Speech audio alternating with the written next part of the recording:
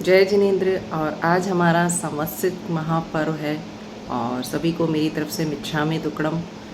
मैं Anju Shrimal, health and wellness coach और lifestyle adviser.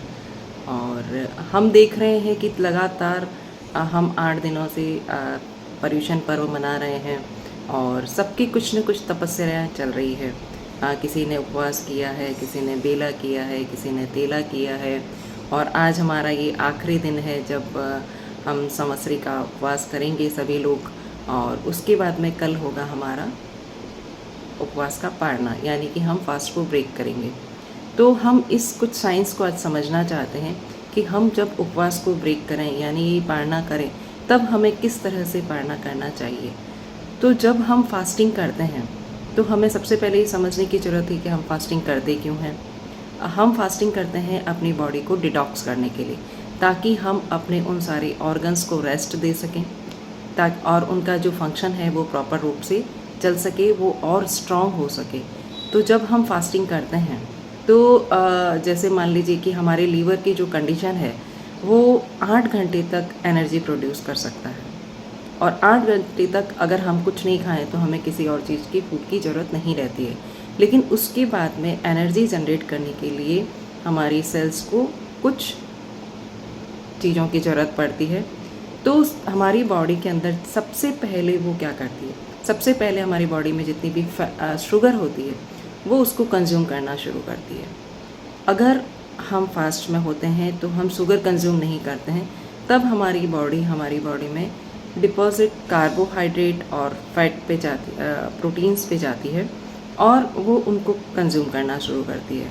अगर हम 8 घंटे से ज़्यादा की फास्टिंग में हैं तो हमारे पास में कार्बोहाइड्रेट और प्रोटीन भी नहीं होते हैं, तब हमारी बॉडी ऑटोमेटिक तरीके से हमारी बॉडी में जो डिपॉजिट फैट सेल्स है या जो डिपॉजिट फैट है, डिपॉजिट कैंसर सेल्स है, बेड सेल्स है, वो उनको कंज्यूम करना शुरू करती है।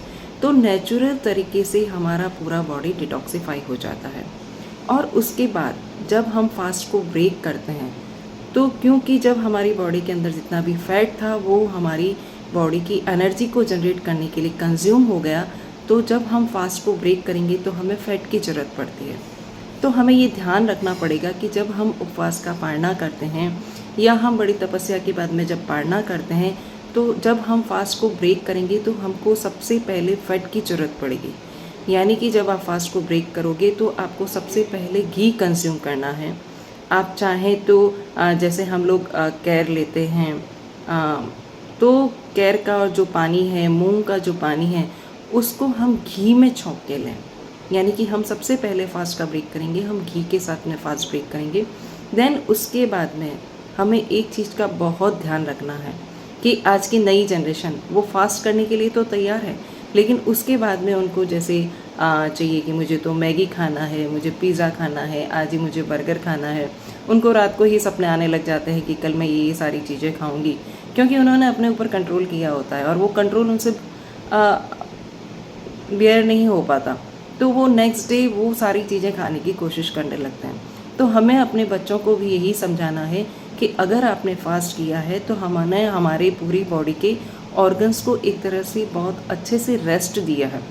अब उसको रेस्ट करने के बाद में एकदम से हम उस पर हैवी लोडेड फूड डाल देंगे तो वो हमारी ऑर्गन्स को ख़राब कर सकता है।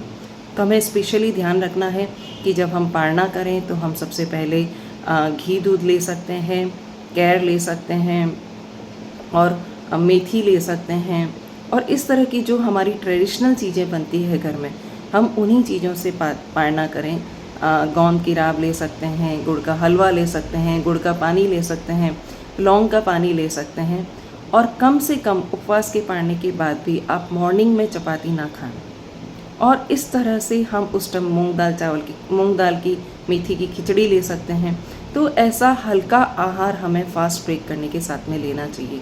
और ये हमारे लिए बहुत इम्पॉर्टेंट है, क्योंकि हम देखते हैं कि हमारा ब्रेन हमारा बॉडी का सबसे इम्पॉर्टेंट ऑर्गन है, लेकिन उसके साथ ही साथ जो हमारा गट है वो भी उतना ही इम्पॉर्टेंट है।